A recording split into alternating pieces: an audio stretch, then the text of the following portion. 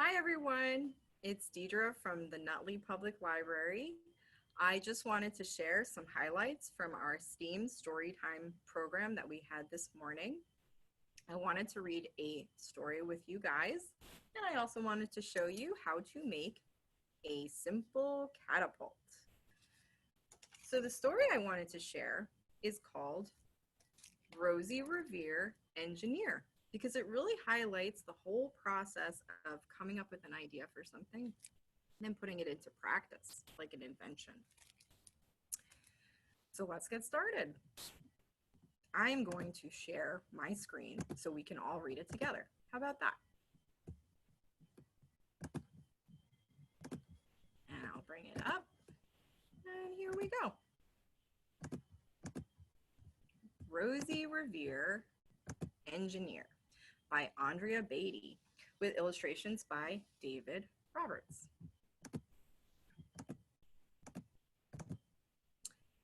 This is the story of Rosie Revere, who dreamed of becoming a great engineer. In Lila Greer's classroom at Blue River Creek, young Rosie sat shyly, not daring to speak. But when no one saw her, she peeked in the trash for treasures to add to her engineer's stash. And late at night, Rosie rolled up her sleeves and built in her hideaway under the eaves. Oh, wow. Whoa, she has a lot of stuff she's collected, right? Alone in her attic, the moon high above, dear Rosie made gadgets and gizmos she loved. And when she grew sleepy, she hid her machines far under the bed where they'd never be seen. You see, when Rosie was young, she had not been so shy. She worked with her hair swooping over one eye and made fine inventions for uncles and aunts. A hot dog dispenser and helium pants. The uncle she loved most was zookeeper Fred. She made him a hat to keep snakes off his head from parts of a fan and some cheddar cheese spray, which everyone knows keeps the pythons away. I actually didn't know cheddar cheese spray keeps pythons away. And when it was finished, young Rosie was proud. But Fred slapped his knee and he chuckled out loud. He laughed till he wheezed and his eyes filled with tears, all to the horror of Rosie Revere, who stood there embarrassed, perplexed, and dismayed. She looked at the cheese hat and then looked away. Oh, I love it, Fred hooted. Oh, truly I do. But Rosie Revere knew that could not be true. She stuck the cheese hat on the back of her shelf, and after that day, kept her dreams to herself. Oh, that's sad. And that's how it went until one autumn day, her oldest relation showed up for a stay. Her great-great-aunt Rose was a true dynamo who'd worked building airplanes a long time ago. She told Rosie tales of the things she had done and goals she had checked off her list one by one. She gave a sad smile as she looked to the sky. The only thrill left on my list is to fly. But time never lingers as long as it seems. I'll chalk that one up to an old lady's dreams. Oh, so she hasn't had a chance to fly yet. That night, as Rosie lay wide-eyed in bed, a daring idea crept into her head. Could she build a gizmo to help her aunt fly? She looked at the cheese hat and said, no, not I.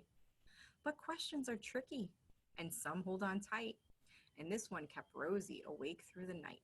So when dawn approached and red streaks lit the sky, young Rosie knew just how to make her aunt fly. She worked and she worked till the day was half gone, then hauled her cheese copter out onto the lawn to give her invention a test just to see the ridiculous flop it might turn out to be. Oh my gosh, what's under that? Strapped into the cockpit, she flipped on the switch. The helio cheese copter sputtered and twitched. It floated a moment, it whirled round and round, then froze for a heartbeat and crashed to the ground. Then Rosie heard laughter and turned round to see the old woman laughing and slapping her knee.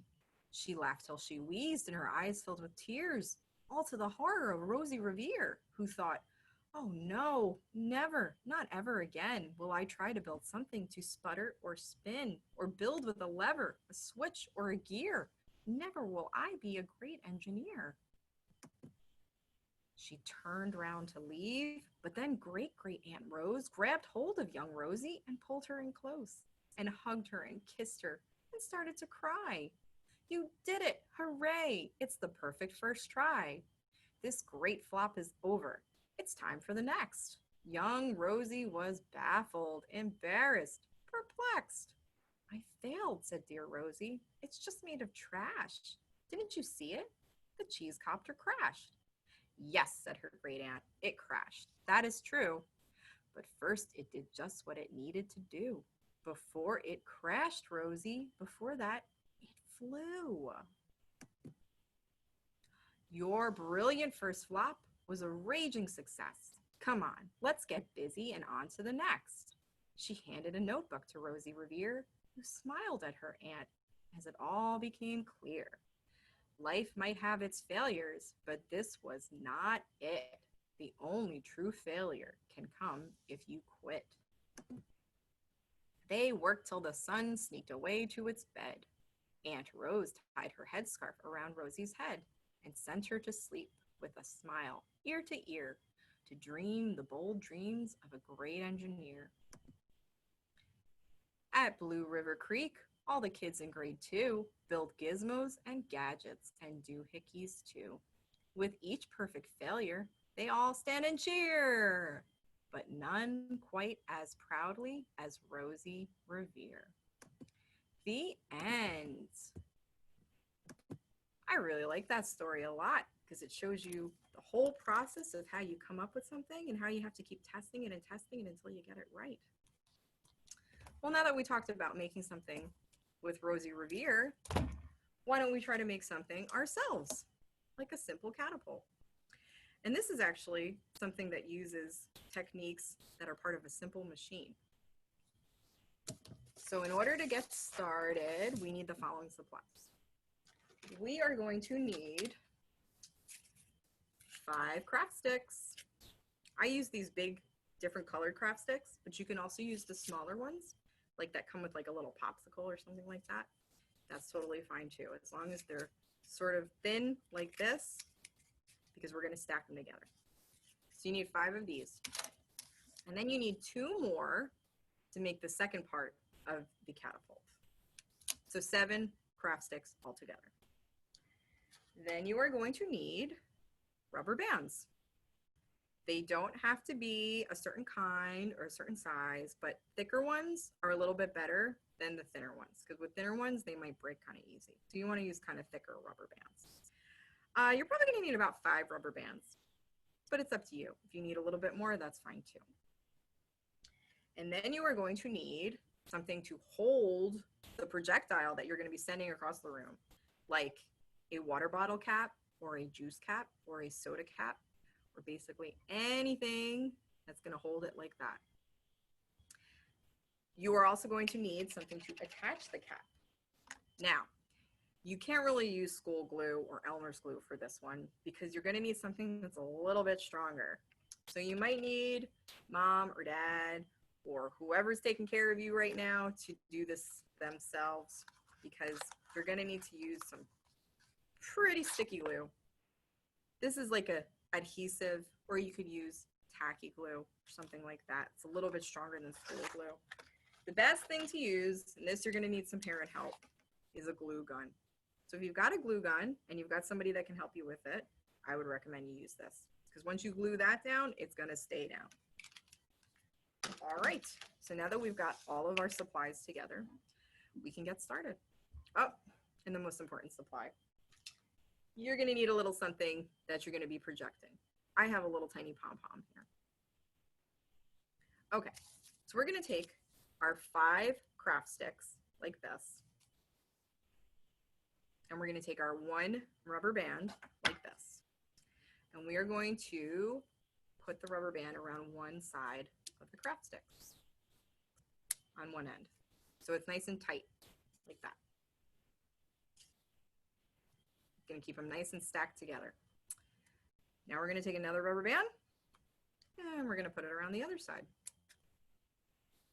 We wanna make sure that the stack stays together. It's gonna look like this. Good so far? All right, good. Now, we are going to take our two craft sticks.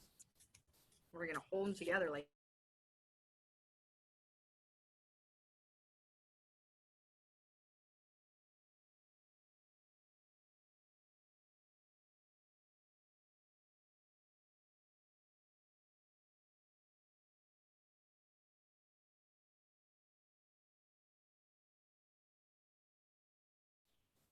this craft stick is a little wonky, but it's okay. All right, now we're gonna put it together. We're gonna take our stack of 5 craft sticks. We're gonna put it in between the 2 craft sticks that we attached together like that. You're gonna try to get it as far back as you can towards this part of the stick without breaking the stick, because it's very easy to just keep pushing, and then it cracks. So this is probably a good distance right here. You see, maybe with about 2 inches left at the end. And then we're gonna take another rubber band. We're gonna center our stack like this. And then we're gonna take our rubber band and we're gonna make sure that it stays together. And you can do this however you want. You can loop it around one end, you can loop it around the other end, whatever you'd like. If you wanna use another rubber band, you can do that too. So we're gonna stick it like that. All right, keep it tight. Yeah, might not look that pretty, but it'll do, right? So now you're starting to see how it's gonna work, right? This is the part where we take our bottle cap. And what you're gonna do is you're gonna put glue on it, on the back of it. You're either gonna use your adhesive, your tacky glue, or you're going to use a glue gun. You're gonna put the glue on the back of the cap, and then you are going to glue it to the top stick at the tip like this. You'll see if you turn it over, it'll be like that. And this is what you're gonna put your, whatever you want a projectile in, okay? Your projectile. Now, for the sake of time, I already put it together. So here's mine with it glued. And once you have it all together, time to launch something across the room. You are going to hold down on this end. Let me make some space. You're gonna put something in your little holder here. Like I said, I have my little pom-pom. You are going to push back on the lid and you're gonna let her go. And that's it. And of course, don't try to launch anything that's sharp or heavy or gonna hurt somebody, all right? Stick to little stuff like pom-poms, marshmallows are good, things like that. I have a little tiny dragon. You can put that guy in there. And he's gone. And that's pretty much it. You just made a simple machine. I hope you enjoyed listening to the story of Rosie Revere, engineer with me, and making our little catapult. And I hope you check out some of our other videos on the library's Facebook page and our YouTube page. And there's still time for you to sign up for our summer reading program if that's what you're interested in. You can find all our information at youthservices.nutleypubliclibrary.org. Thanks so much for stopping by. I will see you again soon.